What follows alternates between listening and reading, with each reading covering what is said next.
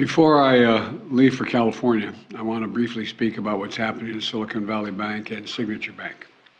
Today, thanks to the quick action of my administration over the past few days, Americans can have confidence that the banking system is safe. Your deposits will be there when you need them. Small businesses across the country, the deposit accounts at these banks can breathe easier knowing they'll be able to pay their workers and pay their bills. And their hardworking employees can breathe easier as well. Last week, when we learned of the problems of the banks and the impact they could have on jobs of small businesses and banking system overall, I instructed my team to act quickly to protect these interests. They've done that. On Friday, the government regulator in charge, the FDIC, took control of Silicon Valley Bank's assets. And over the weekend, it took control of Signature Bank's assets. Treasury Secretary Yellen and a team of banking regulators have taken action, immediate action. And here are the highlights.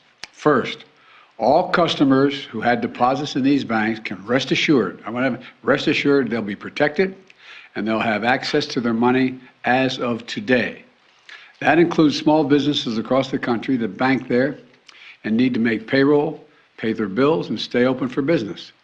No losses will, this is an important point, no losses will be borne by the taxpayers. Let me repeat that. No losses will be borne by the taxpayers.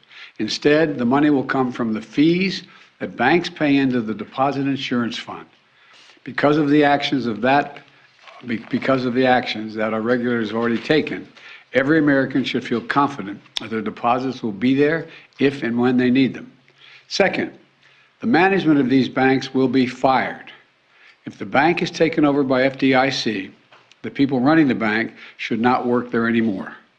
Third, investors in the banks will not be protected. They knowingly took a risk, and when the risk didn't pay off, investors lose their money. That's how capitalism works. And fourth, there are important questions of how these banks got into the circumstance in the first place. We must get the full accounting of what happened and why those responsible can be held accountable. In my administration, no one is above the law. And finally, we must reduce the risks of this happening again. During the Obama-Biden administration, we put in place tough requirements on banks like Silicon Valley Bank and Signature Bank, including the Dodd-Frank law to make sure that the crisis we saw in 2008 would not happen again. Unfortunately, the last administration rolled back some of these requirements. I'm going to ask Congress and the banking regulators to strengthen the rules for banks to make it less likely this kind of bank failure would happen again, and to protect American jobs and small businesses. Look, the bottom line is this. Americans can rest assured that our banking system is safe. Your deposits are safe. Let me also assure you we will not stop at this. We'll do whatever is needed.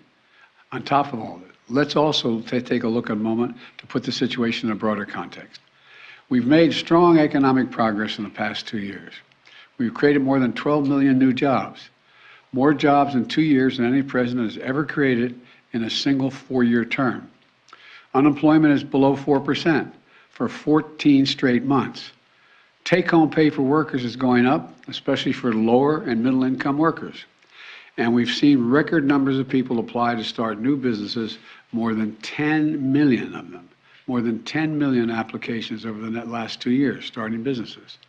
Now we need to keep this progress going. That's what swift action that my administration over the past few years is all about. Protecting depositors, protecting the banking system, protecting the economic gains we've made together for the American people. Thank you, God bless you, and may God protect our troops. See you in California. Mr. President, what do you know right now about why this happened? And can you assure Americans that there won't be a ripple effect?